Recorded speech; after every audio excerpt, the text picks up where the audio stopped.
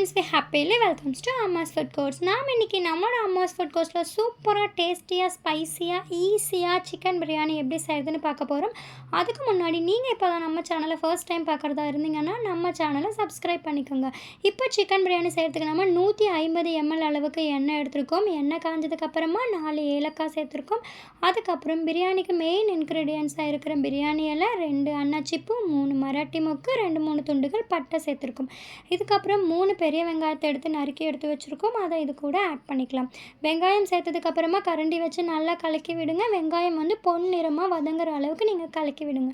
வெங்காயம் நல்லா பொன்னிறமாக ஆனதுக்கப்புறமா நம்ம ஒரு கை அளவுக்கு புதினாவும் கொஞ்சமாக கொத்தமல்லி தலையும் எடுத்து கழுவி அலசி எடுத்து வச்சுருக்கோம். அதை இது கூட ஆட் பண்ணிக்கலாம். ஆட் பண்ணிவிட்டு 2 பச்சை மிளகாய் சேர்த்துறோம். இதுக்கு முன்னாடி வீடியோவில் சொன்ன மாதிரி தான் எப்பயுமே பச்சை மிளகாய் எண்ணெயில் போடுறதுக்கு முன்னாடி கத்தியால் நடுவில் கீறி விட்டுட்டு தான் போடணும், இல்லைன்னா மேலே தெரிச்சிரும்.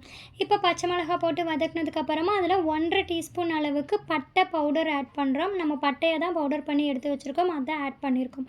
அது கூட பார்த்திங்கன்னா 4 டேபிள் ஸ்பூன் அளவுக்கு இஞ்சி பூண்டு பேஸ்ட் ஆட் பண்ணியிருக்கோம். கொஞ்சமாக கருவேப்பிலை ஆட் பண்ணியிருக்கோம்.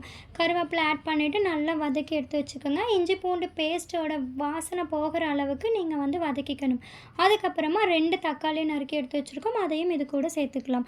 இதுக்கப்புறம் நம்ம சிக்கன் ஆட் பண்ண போகிறோம். நாம் சிக்கனை டைரெக்டாக ஆட் பண்ண போகிறது கிடையாது. நம்ம ஃபஸ்ட்டு சிக்கனில் 1 பிஞ்ச் அளவுக்கு மஞ்சத்தூள், 2 டீஸ்பூன் அளவுக்கு மிளகாய் தூளும், அது கூட தேவையான அளவுக்கு உப்பும், 1/2 டீஸ்பூன் அளவுக்கு மல்லித்தூளும் சேர்த்து கலந்து இந்த மாதிரி 1 மணி நேரம் ஊற வச்சு எடுத்து வச்சுருக்கோம்.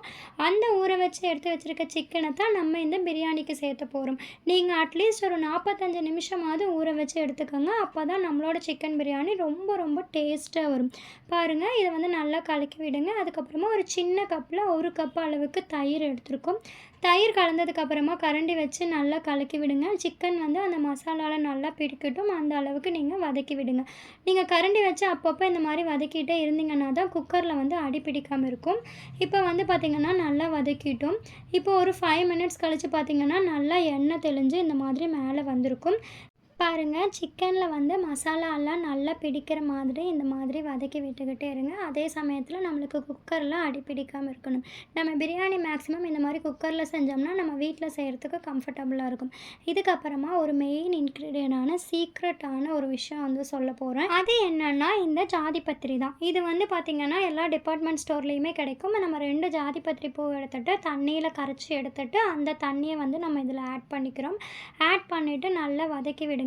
ஜாதிபத்திரி பூவோட பர்பஸே என்ன அப்படின்னு பார்த்தீங்கன்னா நல்ல ஒரு பிரியாணி மணத்தை நல்ல வாசனையாக சூப்பராக கமன்னு மணக்கிறதுக்காக தான் நம்ம இதை ஆட் பண்ணுறோம். நீங்களும் ட்ரை பண்ணி பாருங்கள். இப்போ பார்த்திங்கன்னா நம்ம ஒரு அளவுக்கு கிரேவி மாதிரி வந்துடுச்சு. இதுக்கப்புறமா நம்ம தண்ணி ஆட் பண்ணுறோம். நம்ம 3/4 கிலோ சிக்கன் எடுத்துருக்கோம். ரைஸும் பார்த்திங்கன்னா நம்ம பாஸ்மதி ரைஸ் எடுக்கிறோம், 3/4 கிலோ ரைஸ் எடுக்கிறோம். அதனால் 1.25 லிட்டர் தண்ணி எடுத்துக்கிறோம். தண்ணி ஊற்றுனதுக்கப்புறமா நம்ம அரை எலுமிச்சம்பழத்தை பிழிஞ்சு அதோட சாறை இதில் ஆட் பண்ணிக்கலாம். ஆட் பண்ணிவிட்டு பாருங்கள், நல்லா மசாலா ரெடி ஆகிட்டு இருக்குது. இப்போ நல்லா கொதித்து பபிள்ஸாக வரட்டும். நல்லா பபிள்ஸ் வந்ததுக்கப்புறமா தான் நம்ம இதில் ரைஸ் ஆட் பண்ணணும். நல்லா கொதிச்சு வந்துருச்சு. இப்போ நம்ம ரைஸ் ஆட் பண்ணிக்கிறோம். எனக்கு பாஸ்மதி ரைஸ் பிரியாணி ரொம்ப பிடிக்கும், அதனால் நான் பாஸ்மதி ரைஸ் ஆட் பண்ணியிருக்கேன். உங்களுக்கு இது பிடிக்கல, இல்லை நீங்கள் ஆல்டர்னேட்டிவாக நீங்கள் பிரியாணி ரைஸ் ஆட் பண்ணுறீங்க அப்படின்னா நீங்கள் அது கூட ஆட் பண்ணிக்கலாம். எது பண்ணாலும் டேஸ்ட்டாக வந்துடும் நம்மளுக்கு பிரியாணி. பார்த்திங்கன்னா இப்போ ரைஸ் ஆட் பண்ணிவிட்டு கரண்டி வச்சு இந்த மாதிரி பதமாக கலக்கி விடுங்க, இல்லைன்னா ரைஸ் துண்டு துண்டாக உடஞ்சிரும். ரைஸ் ஆட் பண்ணதுக்கப்புறமா நம்ம பக்குவமாக தான் கரண்டி வச்சு கலக்கி விடணும். பாருங்கள், இப்போ நல்லா கொதிச்சுட்டு நல்லா மறுபடியும் பபிள்ஸாக வர வரைக்கும் வெயிட் பண்ணுங்கள். தண்ணி ஊற்றிட்டு அதுக்கப்புறமா தானே ரைஸ் போடுறோம். பார்த்திங்கன்னா நம்ம ரைஸ் போட்டு ஒரு வித்தின் 5 மினிட்ஸ்லேயே ரைஸ் இந்த மாதிரி வரும். அதுக்கப்புறமா நல்லா கொதிச்சு வந்ததுக்கப்புறமா நம்ம என்ன பண்ணுறோன்னா குக்கரில் விசில் போட்டு மூடி வச்சிடலாம். ஒரே ஒரு விசில் வந்ததுக்கப்புறமா ஆஃப் பண்ணிடுங்க. உடனே நம்மளுக்கு பிரியாணி ரெடி ஆயிரும். ரொம்ப விசில் விட்டிங்கன்னா குழஞ்சி போன மாதிரி ஆயிரும். ஏன்னா ஆல்ரெடி நம்ம விசில் போடுறதுக்கு முன்னாடியே உள்ள சிக்கன் எல்லாமே நல்லா வெந்துருச்சு. பாருங்கள், நீங்கள் விசில் போடுறதுக்கு முன்னாடியே ரைஸ் பார்த்திங்கன்னா சீக்கிரமாக குக் ஆயிரும். நம்ம சும்மா ஒரு விசில் போட்டுட்டு அதுக்கப்புறமா ஆஃப் பண்ணிக்கலாம். பாருங்கள், நம்மளோட பிரியாணி ரெடி ஆகிடுச்சு. ரொம்ப ரொம்ப சூப்பராக ஈஸியான மெத்தடில் நீங்களும் பிரியாணி செஞ்சு பாருங்கள்.